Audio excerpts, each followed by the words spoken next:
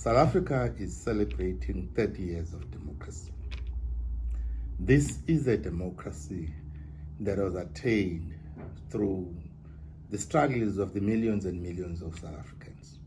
Many laid down their lives, many went to exile, many languished in jail, many, of course, were persecuted and harassed by the then apartheid South Africa, which was the Nationalist Party and the white rule in this country.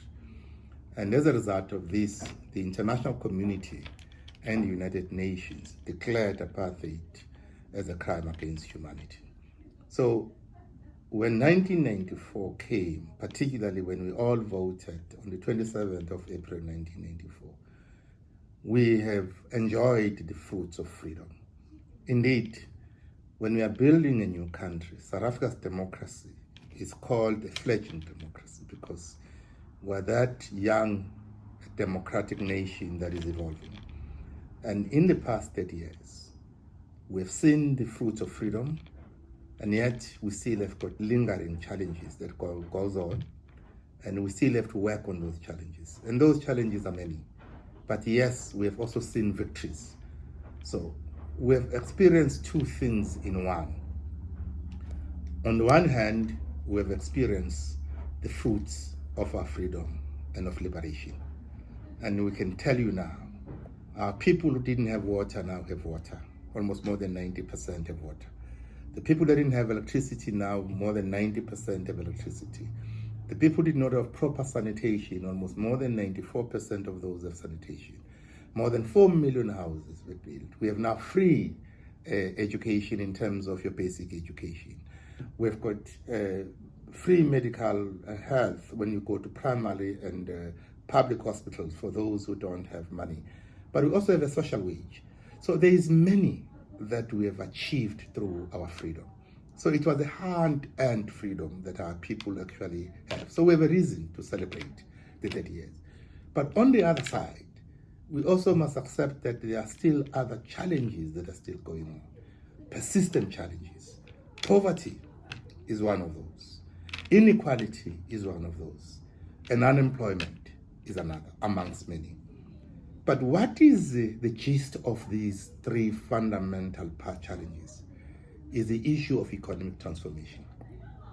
In 1994, we got political liberation, and therefore we removed apartheid from the statute books. But what we did not earn was economic freedom. So our struggle between then up to now is the struggle of empowering South Africans, all South Africans, to be able to be economically empowered.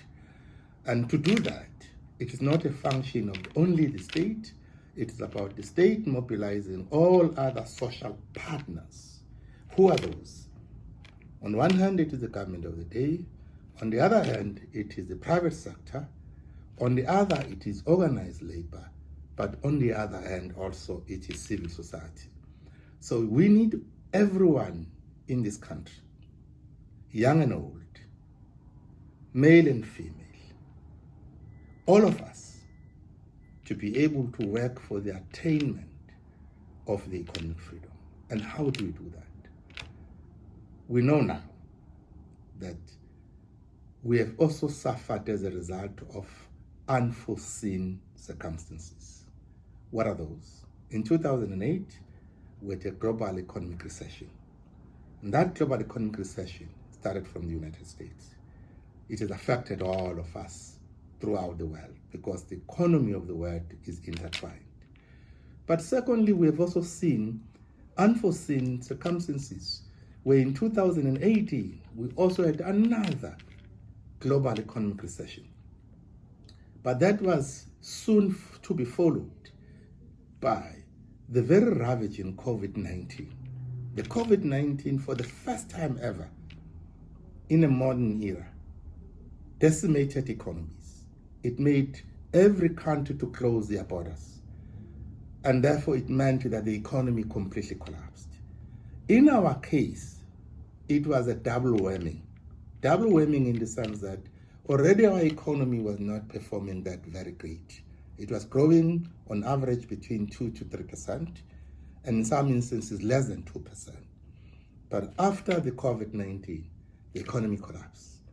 We are now on the recovery stage, and we're hoping that with the recovery that we now are entering, we will be able to recover.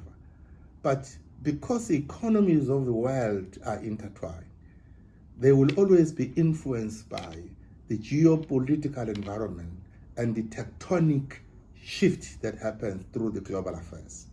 They include the war that is taking place between Russia and Ukraine.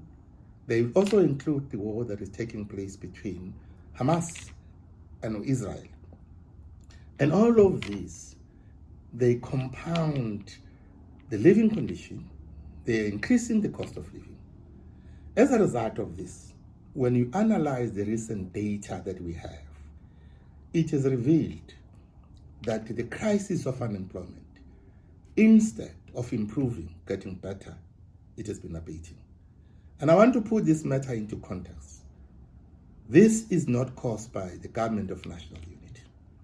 The numbers we are seeing are the numbers which are coming as a result of the backdrop of all of these other disasters, COVID-19, the global economic recession. So any analyst who is fully informed, who has a know-how, who understands how global economic systems works, South Africa's situation is even made better because of our social wage. We've got a social safety net system that protects the vulnerable and those who are unemployed. Others can undermine the SRD grant. Others can undermine the kind of the social wage that goes in a multiple manner to various other areas, such as your subsidies that you get, such as providing free school nutrition programs for those who are at high school level and lower primary school. So others actually see going into having a no-fee schools, but even also providing bursaries for NSFAS. All of this, the state has to fund it, has to finance it. And we are doing so at the backdrop of a declining public purse. So we have hope that the government of national unity will actually build on the better policy propositions and will adopt better policy instruments that will improve these three fundamental challenges. First, it would actually improve to ensure that we attract investment so that we can respond to unemployment. If we can make our people to become employed, that will have a knock-on effect on the other two challenges. With employment, you can reduce poverty because then people can self-sustain. But if you are able to reduce poverty, you need to boost people's incomes. But at the same time, you need to close the gap between the haves and the have-nots. And to close that gap, it means we must reduce the level of inequality. The ratio of inequality between the poorest of the poor and those who are highly rich in society needs to be breached. You can't breach it by talking.